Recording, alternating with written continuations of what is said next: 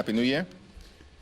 Trump administration has started 2026 in the same way that they spent all of 2025, unleashing chaos, crisis, and corruption at levels unprecedented in modern American history.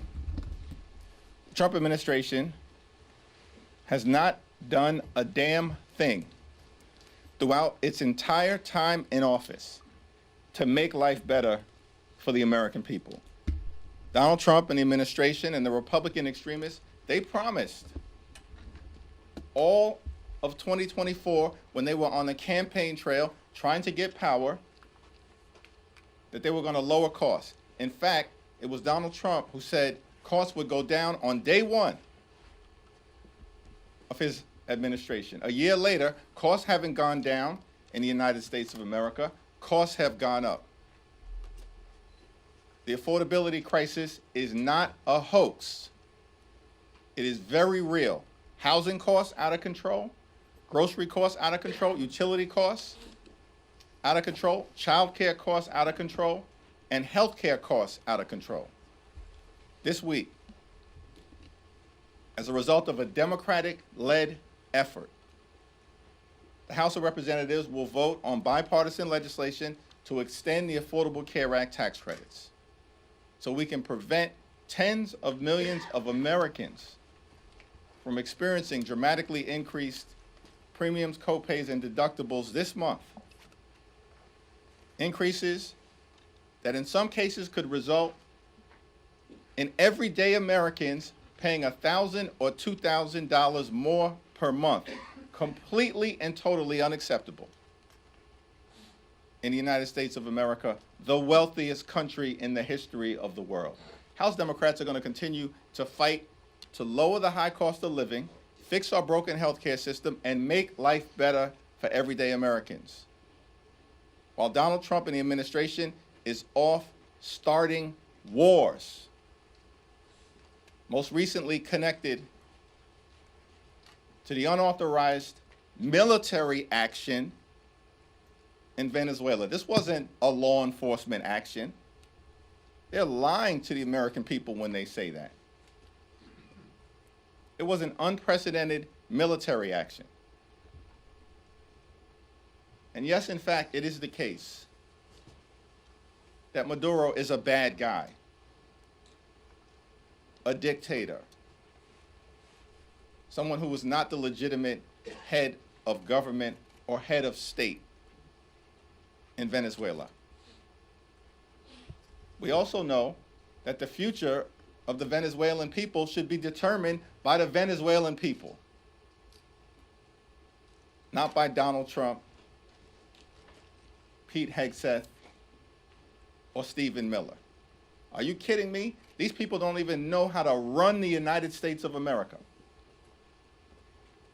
And we're supposed to believe that there's any credibility to the notion that the Trump administration is going to run Venezuela, a country of 30 million people in South America? The American people reject the possibility of another unjustified foreign war that seems to be on the horizon because of Trump's desire to reward big oil in the United States of America, while continuing to not do a damn thing to make life better for the American people. Questions?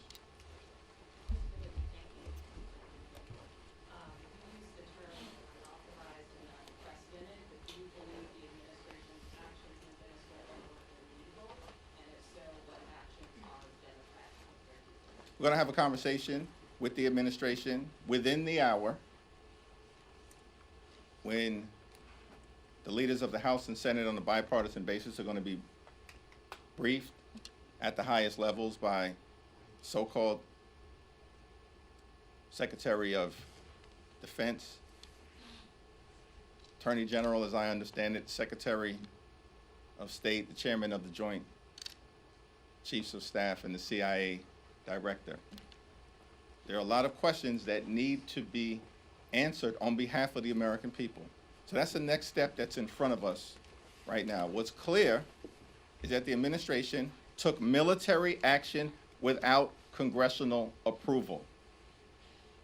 It was military action, not a law enforcement action, despite what members of the administration are claiming right now. And the notion that the American people are supposed to believe that the military action that the Trump administration took had anything really to do with a counter-narcotics effort is belied by the fact that it was Donald Trump just a few weeks ago who pardoned the former president of Honduras, who's one of the world's leading narco-traffickers. The former president of Honduras was convicted by an American jury of narco-trafficking, of jamming more than 400 tons of cocaine into the United States of America. He was sentenced after being convicted by an American jury to 45 years of hard time in federal prison. Former president of Honduras said he wanted to jam cocaine down the nostrils of the gringos. And this is the person that Donald Trump pardoned? And the American people are now supposed to believe that this whole situation that has unfolded in Venezuela has anything to do with a counter-narcotics operation? Get lost.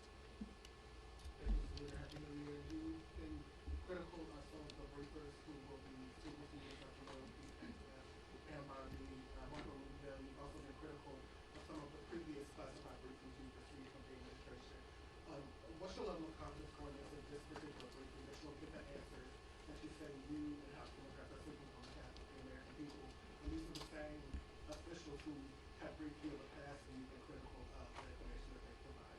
House Democrats and Senate Democrats, I believe, are going to press every single member of the administration to get the answers that the American people deserve on a whole host of issues related to why this action was taken and undertaken without congressional authorization, and what are the plans moving forward now that Donald Trump says that his administration is running Venezuela.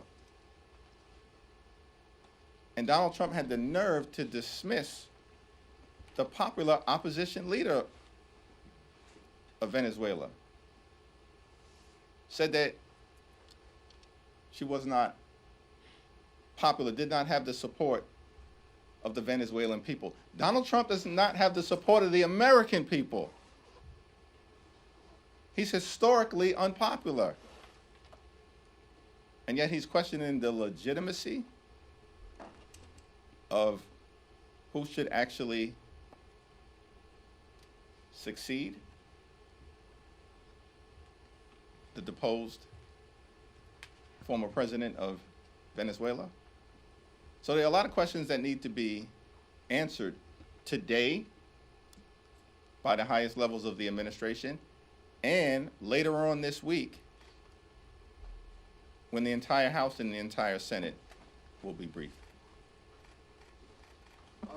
President Trump has now floated the possibility of U.S. intervention in Cuba, maybe Colombia, and Greenland. Are these issues that you expect to come up at the briefing today? Yes. And there is no military action that should be taken in Venezuela, in Greenland, in Panama, in Canada, in Cuba, or anywhere else on this globe without explicit approval by the United States Congress. That's our position. And we're going to work hard to make sure that we pass the legislation necessary to deal with an administration that is clearly out of control and not focused on actually doing the things domestically that are designed to make life better for the American people. With regards to the discharge petition vote coming up later this week, do you believe that if that passes the House, can actually become law and further bring down healthcare costs for the American people? Well, House Democrats are working hard in partnership with a handful of our Republican colleagues to make sure that we can move the legislation forward this week on a bipartisan basis to protect the health care of tens of millions of Americans, everyday Americans, middle-class Americans, and working-class Americans. When we successfully move that legislation out of the House, I do believe that a straightforward extension of the Affordable Care Act tax credits, similar to the bill that will be moving in the House, is the one piece of legislation that we know has bipartisan support by a majority of U.S. senators. Every single Senate Democrat and at least 4 Senate Republicans who have previously voted for a 3-year straightforward extension of the Affordable Care Act tax credits. There is no reason why this legislation, upon successfully being voted out of the House, shouldn't be taken up immediately by the Senate and passed. The only obstacle is John Thune and Senate Republicans who want to play procedural games as opposed to protecting the health care of the American people when they know that a majority of United States senators support extending the Affordable Care Act tax credits and making sure that we protect the health care of working class Americans. Is there any concern that these happenings in Venezuela will overshadow the work you guys have on the ACA, the work that you're doing on affordability and other issues like that? From the very beginning of this administration, Donald Trump and their strategy, their flood the zone strategy, has been to wear America down so they can tear America down. This is not new. This has been the reality of the chaos, the confusion, the corruption, the crisis that has characterized the Trump administration since the very beginning. And we're going to have to continue to navigate our way through all of the challenges that are thrown at the American people, and eventually to end this national nightmare and continue this country's great march toward a more perfect union. We're starting the week. We have to deal with extending the Affordable Care Act tax credits. We will. We're going to confront the administration as it relates to actions that they took connected to Venezuela and the possibility that they're going to send additional troops into Venezuela, which is a non-starter, future military action, a non-starter. Why are we engaging in this kind of aggressive military behavior on behalf of big oil companies that make billions of dollars of profit each and every year at the same period of time when electricity bills in the United States of America are out of control because of what Donald Trump and Republicans did in their one big ugly bill, when they decimated the clean energy economy?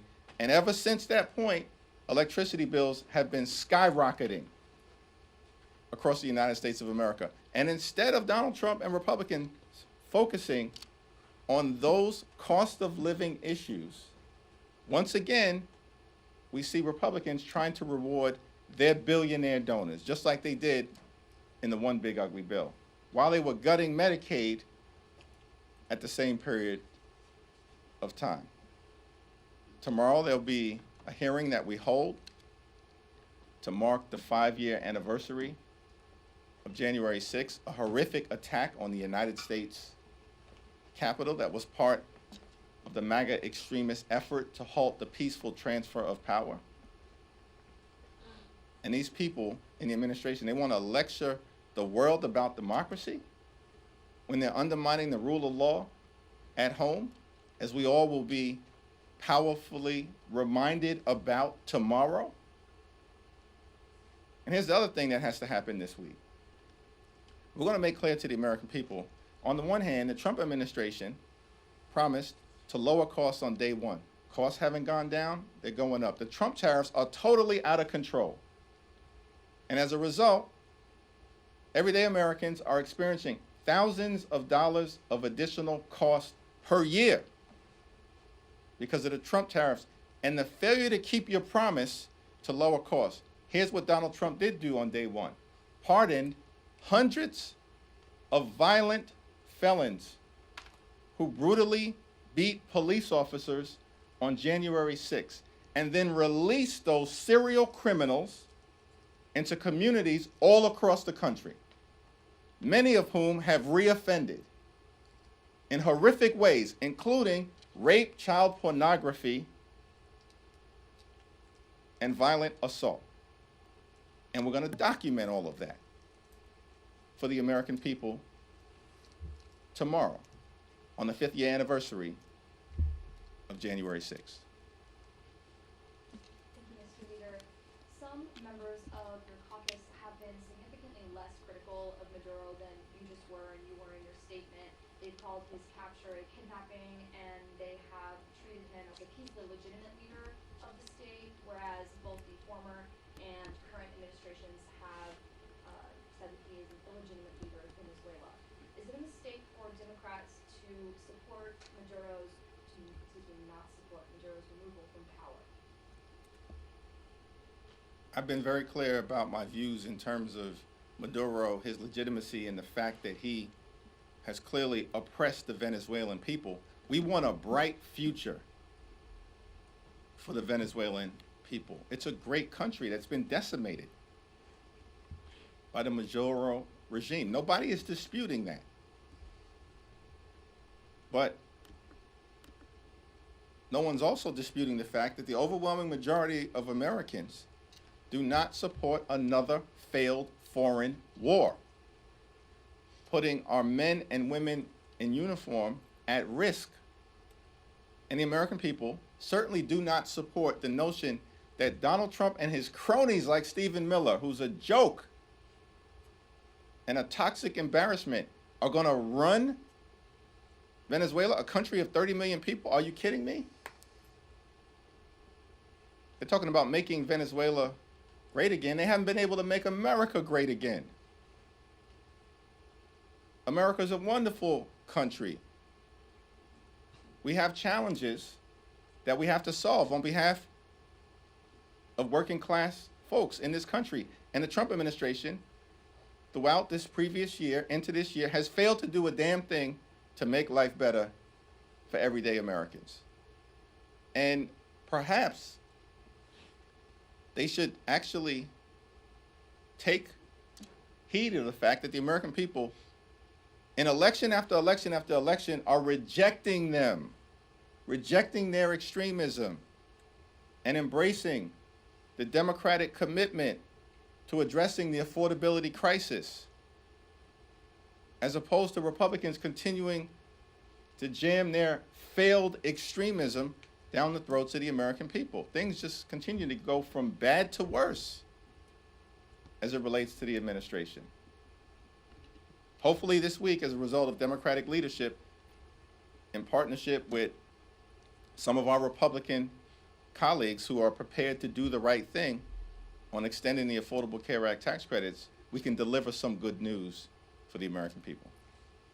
Thank you, Mr. Leader. You said that the future of Venezuela should be determined by Venezuelans. What exactly do you mean? Are you calling for new elections in Venezuela? Listen, the top line principle, which should not be in dispute, is that we need free and fair elections in Venezuela, and the future of the country should be determined by Venezuelans.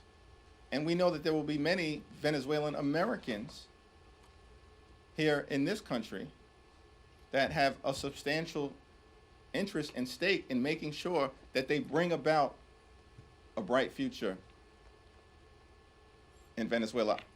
We support that in its entirety. But that cannot mean continued military action that's rogue, that doesn't seek congressional approval, and that seems designed by Donald Trump, who explicitly, I think more than 24 times over the last 48 hours, Donald Trump has referenced oil in Venezuela, more than 24 times. And that's not something that the American people are interested in seeing. Lives lost from our men and women in uniform and involving ourselves in another quagmire similar to what happened in Iraq and Afghanistan. That's beyond dispute. The American people aren't with it. House Democrats aren't with it. And the last thing in the world we need to see is the Trump administration running Venezuela. Focus on the American people and actually solving the many challenges that we have here in our country, which you have failed to do since being inaugurated on January 20th of last year. Thank you, Leader Jeffries. The president said he didn't notify Congress of the Venezuela operation because Congress might leak. What's your response to that? Yeah, that is an outrageous assertion because Donald Trump and the administration, and this is going to come up at the briefing that we're getting ready to have, because Secretary of State seemed to suggest that as well yesterday on Meet the Press. If you have a responsibility to notify Congress, or at least a subset of congressional leaders, that's there for a reason. It's because Congress, particularly the House, is the institution closest to the American people. And in the context of the United States Constitution, it's the Congress that has the sole power to declare war. So the Constitution isn't a matter of inconvenience. It is a requirement. George Washington, in his farewell address to the nation, made clear that the Constitution is sacredly obligatory upon all. That's what George Washington said. That means everybody. There is no Trump exception to the United States Constitution. And there's no evidence that the Trump administration has ever presented of congressional leaders being briefed in a classified setting and that information then being leaked in a way that undermined America's national security interests. The question that we're dealing with right now is, how was this military action taken by the Trump administration going to advance the national security interests of the American people?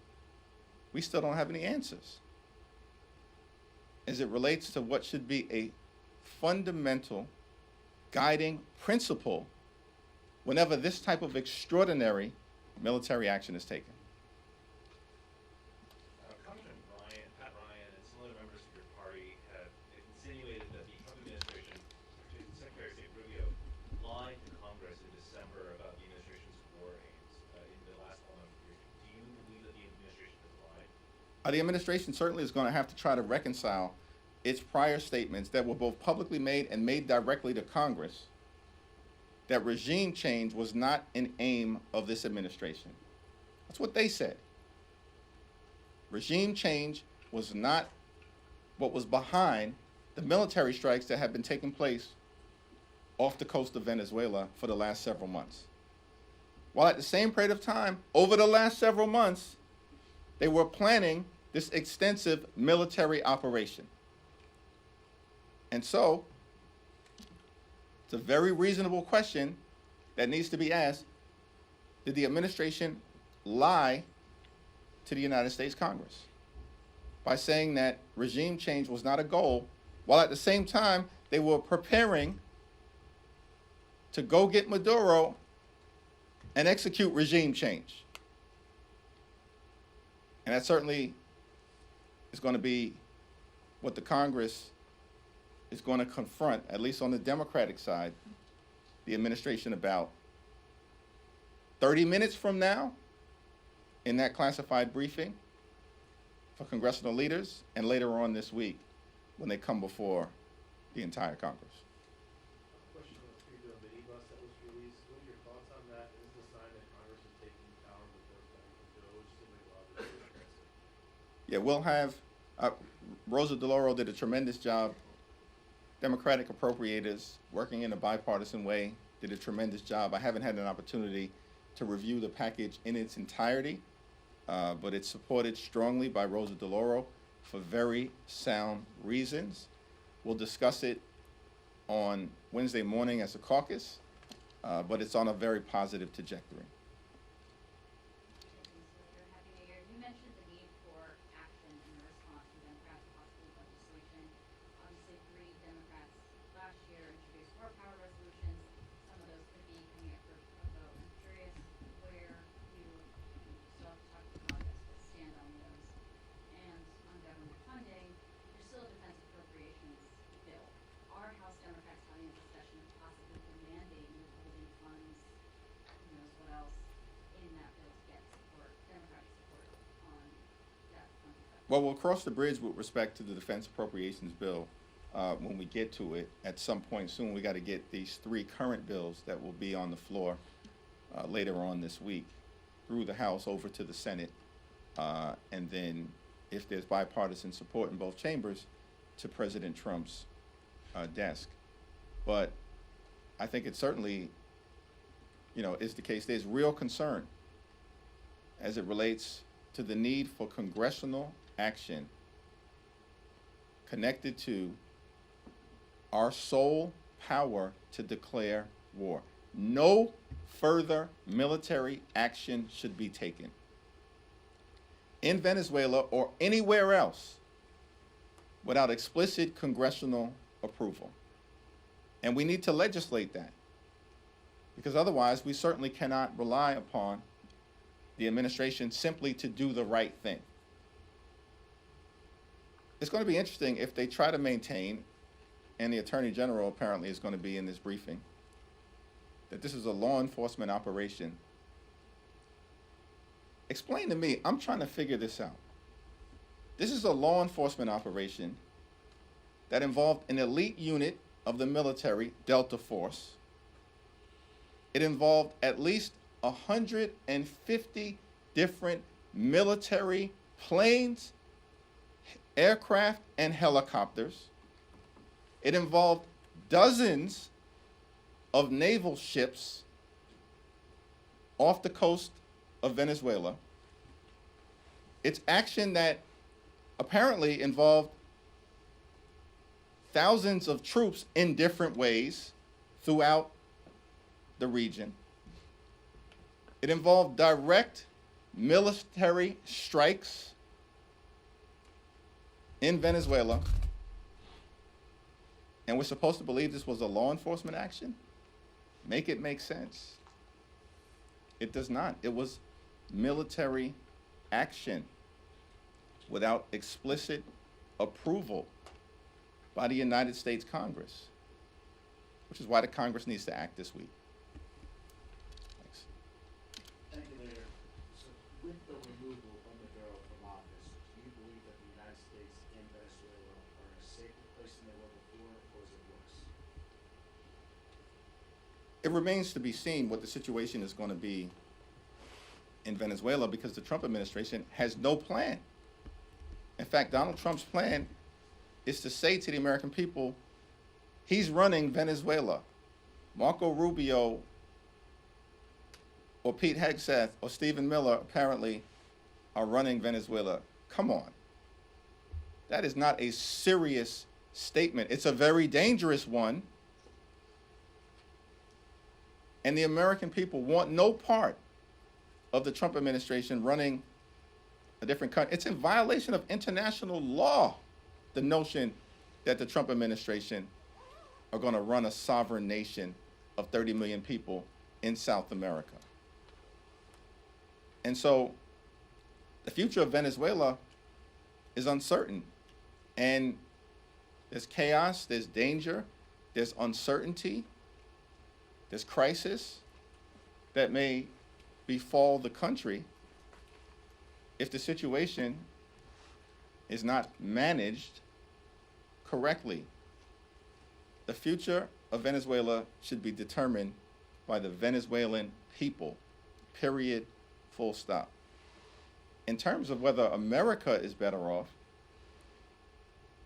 America would be better off if Donald Trump and the administration decided to actually focus on making life better for the American people, as opposed to the chaos, the crisis, the corruption that we continue to see and have seen in this country since day one of Donald Trump's presidency.